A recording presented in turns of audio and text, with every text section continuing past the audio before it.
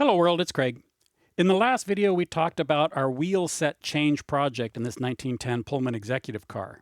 In this video, we do the lift and we swap out the wheel sets to finish up the project. You can see we're checking the car to make sure it's lifting evenly side to side and that the car wasn't moving down the lengths of the tracks towards the brake end. And finally, the car was high enough so we could pull out the trucks and let the car back down onto the cribbing. Here's a closer look at the axle box system. So we're looking at a truck fork and we can see these sacrificial wear plates, and they're designed to do just that. They wear away so that the casting is protected. This is the axle box itself with the tapered roller bearing. And here you can see there's front flanges and also there's flanges on the back that move the truck to follow the axle.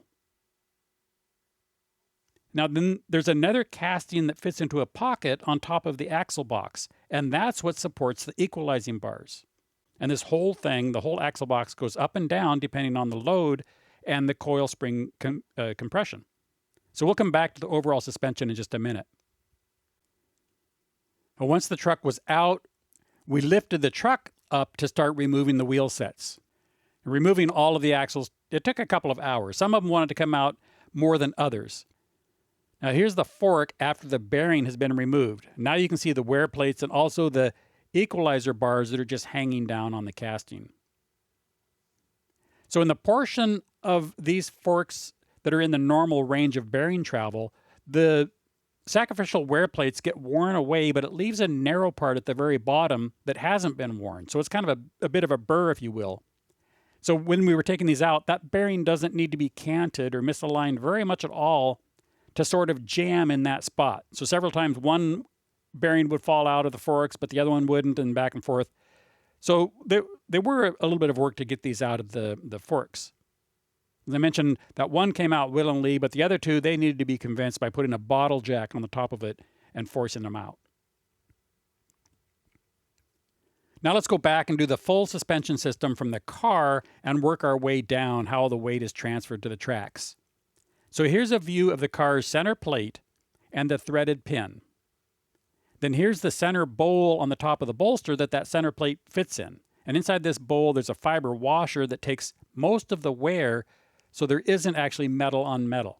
And as you can see, there's also lots of grease on each side of that fiber washer. So the full weight of this end of the car and all the forces from the trucks to the chassis are applied to that bowl. Now, coupling forces are applied directly to the chassis. Here's the coupling and the coupling gear. There's coil springs in this box to absorb the shocks coming from the next car, the locomotive, through the coupling. So the bolster itself is in the shape of an H. Well, sort of. These are the original drawings for it. We can see most of this bolster in this photograph, but we just can't see the ends that are tucked into the outer truck frame where it's sitting on a pair of leaf springs. So the center bowl is not part of the casting. It's a replaceable component as it wears. So the weight of the car sits in the bowl and is transferred to the bolster, which in turn transfers it to these front and back cross beams. There's also these two wings that are on top of the casting on the bolster for the constant contact side supports that keep the car from rocking, side to side in the bowl as it goes down the tracks. And while we had this out, those constant force side supports were also replaced. The 4 points of the bolster then sit on the top of 4 sets of leaf springs. They're referred to as the bolster support springs or the secondary springs to differentiate them from the primary springs, which are the coil springs that we looked at earlier. The ones at the equalizer bars, where those coil springs are effectively between the trucks and the axle box. Now the bottom of the leaf springs are not just sitting on the truck frame, but they're supported by hangers or slings. They look like U-bolts that are suspended from the truck frame. So that's how the weight gets transferred from the leaf springs back into the outer casting truck frame, is through those big U-bolt or those hangers. And the purpose of those hangers is to allow a degree of side-to-side motion between the car and the trucks. So when the trucks are hunting or when the rails are wavy or they're buckled or otherwise just not straight, the first 3 inches of that sideways motion of the trucks are decoupled from the car because those hangers can swing back and forth for those 3 inches. So overall, the weight's gone from the car to the bowl, to the bolster, to the leaf springs, to the spring hangers, then to the frame. And that frame sits on these coil springs, which are then sitting on the equalizer arms, which are sitting on top of the bearings. And then the bearings to the axle, and the axle to the wheel, and the wheel to the ground, or to the tracks. Now here's another view of the wear plate between the bolster and the outside frame. So this whole inner portion moves up and down depending on the car load. In this photograph, we can see an equalizer bar on the outside axle. The equalizer bar goes across the entire top of the bearing, while in the center axle, the two equalizer bars meet in the middle over this axle.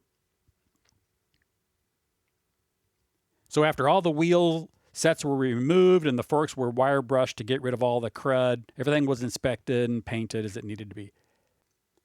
Now here's a good view of the oil bath bearing, but this is the one that's on the opposite end of the axle of the one that we looked at in the last video. And you can see these two bearings don't even match. This is a Timken with the oil port on the end cap, and the other one had the oil port on the side.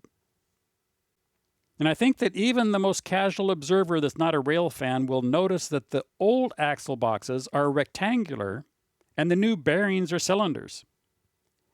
Now fortunately, there's a bearing adapter that transitions from the new round bearing to the old style rectangular axle box.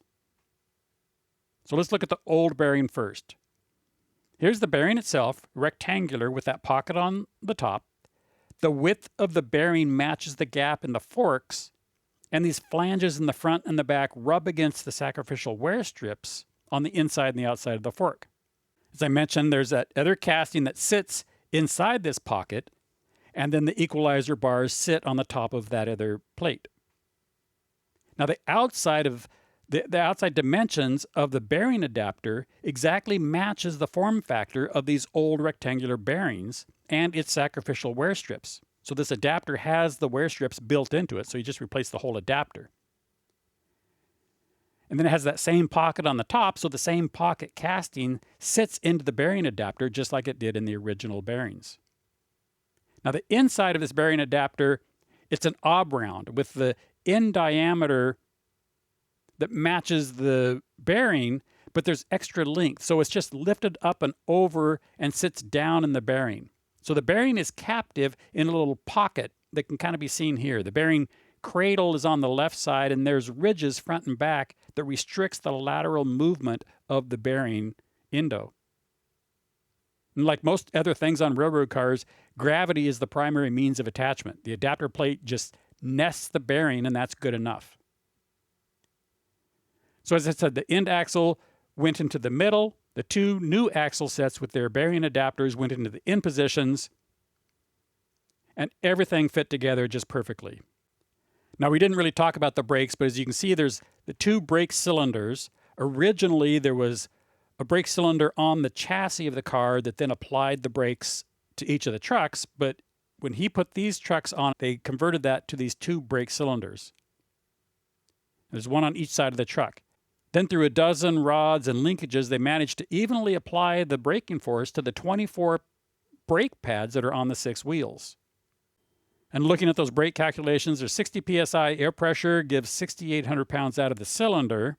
So that's 4,248 pounds delivered to each shoe. Each shoe has 2 pads, so that's still 2,100 pounds on each pad, and it seems pretty respectable. It'd be nice if a railroad guru can chime in and tell us what's normal to see for the pad force on a passenger car. Then finally, after everything was touched up, there's a number of measurements that needed to be confirmed when everything was reassembled. So for example, there's the lateral play in each axle, how much each axle can move before it hits those wear strips on the forks. Because remember, when going around a curve, this is a long truck. To keep the flanges from rubbing the edges of the track, the center axle needs to travel towards the outside of the curve, and the two end wheel sets need to travel towards the inside of the curve. And this means there needs to be a specific gap between the wear plate on each fork and the flange on that bearing adapter. So after everything was confirmed to be within the requirements, we lifted up the car again and rolled the trucks under. Then it was just a matter of aligning that center pin in the cup as we lowered the car. And once the car was back on the trucks, The nut was put on that center bolt, the brake airline was connected, reattached to the ground straps and so forth, and everything was reattached. So in the last 40 years that Kurt's had this car, I don't think I had ever seen it up in the air or seen it without the trucks, or really even taken a good look at the complexity of the trucks. You know, considering these trucks were cast in 1945, I think the engineering and casting capability is quite remarkable. You know, all of these forks are perfectly parallel. All the dimensions are close enough. There isn't a lot of casting machining on these trucks. So I found the whole process to be very interesting. Well, that's it for this video. You know, rail fans are getting few and far between, so if you found it interesting, please share the video with another rail fan. Thanks for watching. Talk with you later. Bye-bye.